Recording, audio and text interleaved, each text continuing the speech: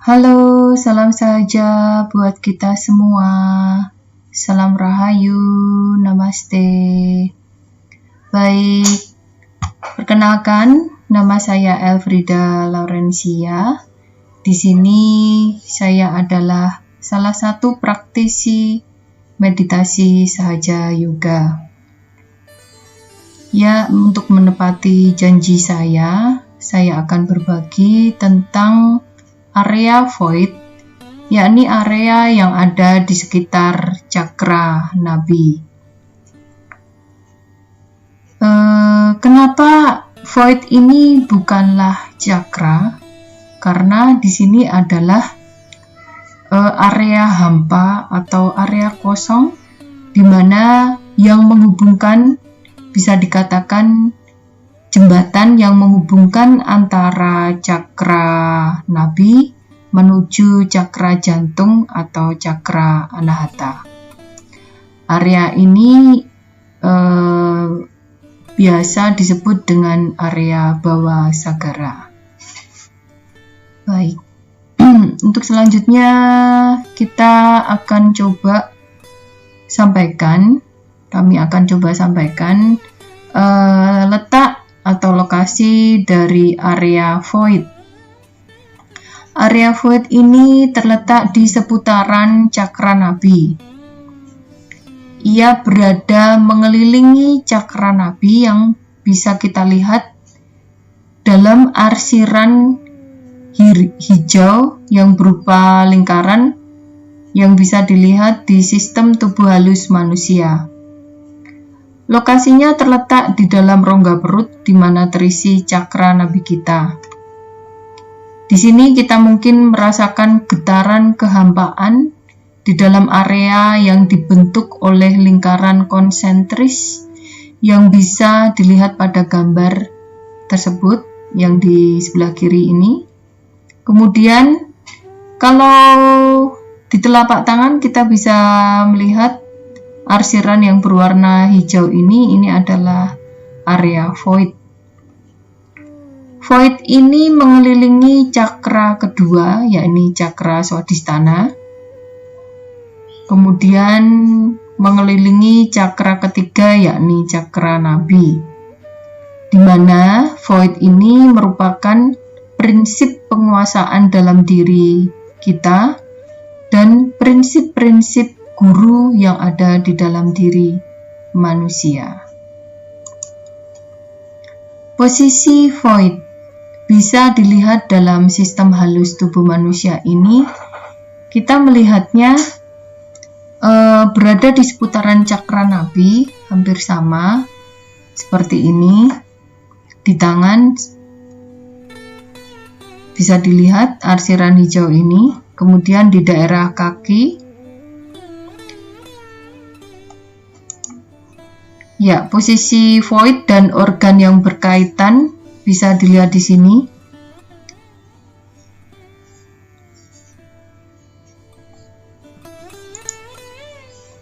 Kemudian struktur void. Struktur yang termasuk void dalam rongga perut adalah plexus kecil atau anyaman saraf kecil dalam saluran gastrointestinal atau ruang peritoneum. Bagi teman-teman medis mesti sudah paham. Bagi kita yang tidak mempelajari medis, ya ini untuk pengetahuan kita di mana kita tahu tubuh halus dan tubuh kasar kita itu ternyata saling berkaitan.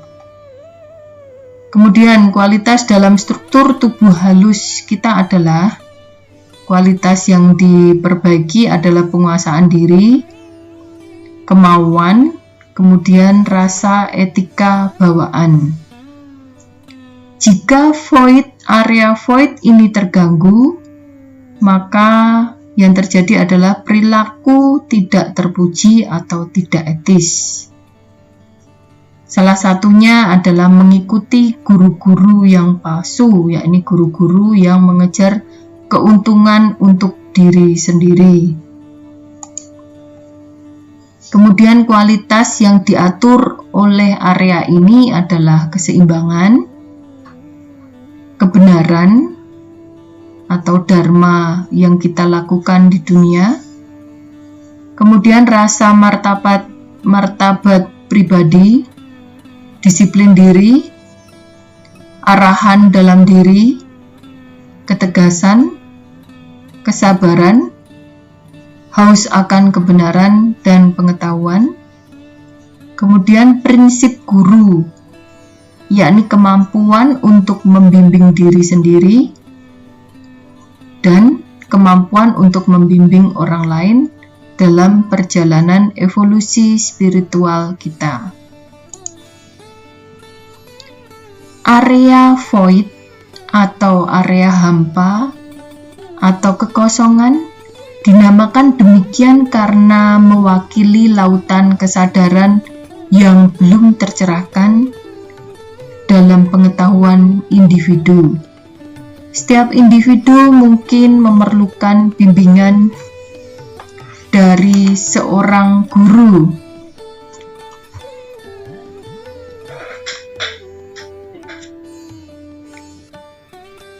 Setiap individu mungkin memerlukan bimbingan dari seorang guru sejati atau ajaran spiritual yang benar untuk mewujudkan sifat spiritual sejatinya.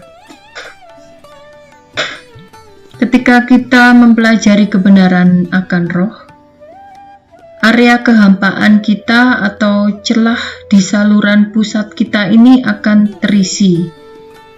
Peristiwa ini terjadi saat kita menerima kebangkitan Kundalini atau disebut kesadaran diri, yang jika teman-teman telah melakukan tahap yang pertama, yakni tahap pencerahan diri atau kebangkitan Kundalini, maka teman-teman bisa merasakan area tersebut jika telah melakukan praktek meditasi setiap hari.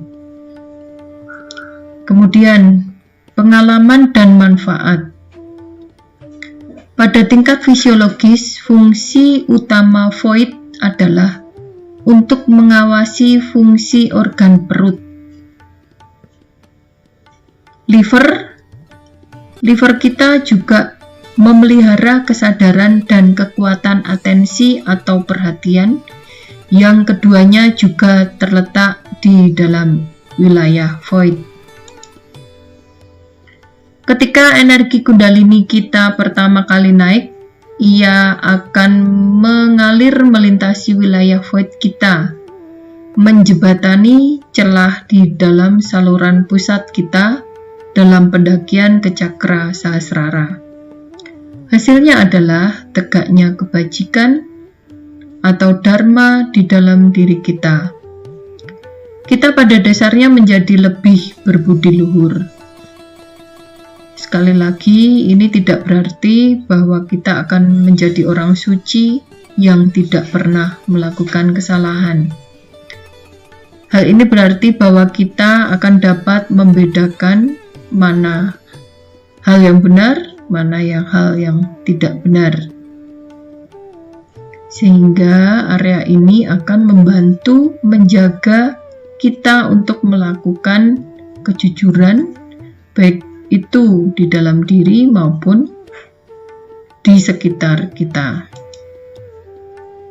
Seiring waktu, setiap energi negatif di dalam diri akan dihilangkan. Ini adalah inti dari prinsip guru atau area void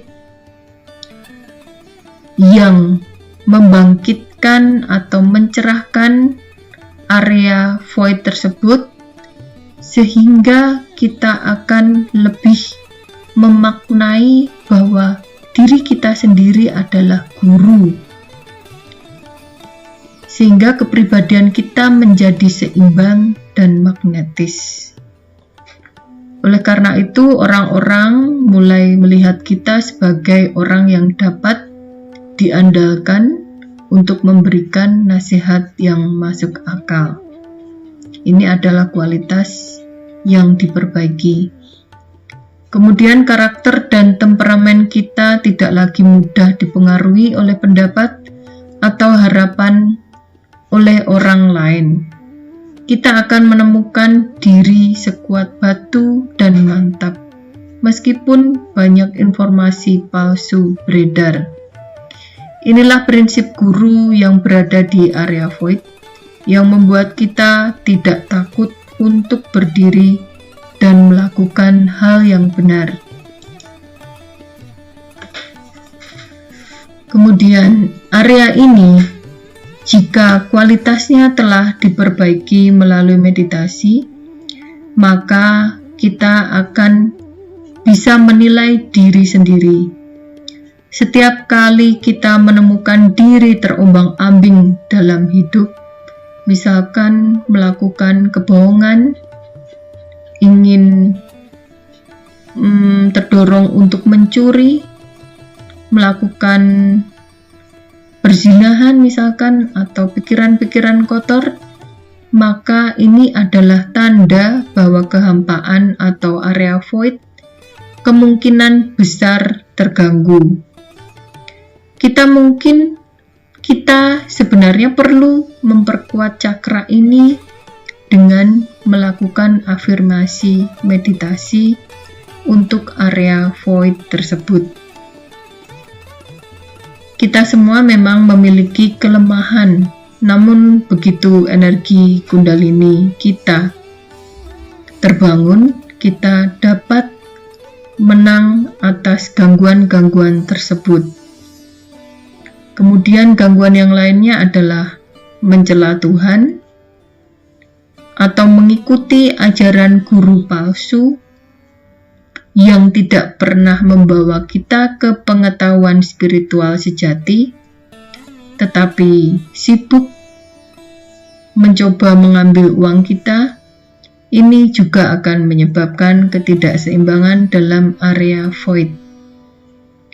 Penyebab lain dari gangguan pada area void adalah salah satunya juga penggunaan alkohol yang berlebihan serta kecenderungan materialistis. Untuk menyeimbangkan area void ini, kita dapat menyeimbangkan void dengan merendam kaki di dalam air garam. Teman-teman bisa menggunakan baskom yang berisi air, garam. Airnya bisa ditaburi garam, paling kurang lebih 3 sendok. Kemudian kaki kita masukkan ke dalam air tersebut di atas mata kaki. Kemudian kita coba berendam minimal 15 menit untuk membersihkan ketidakseimbangan ini. Baik teman-teman, terima kasih atas perhatian, atas atensinya pada presentasi untuk area void ini.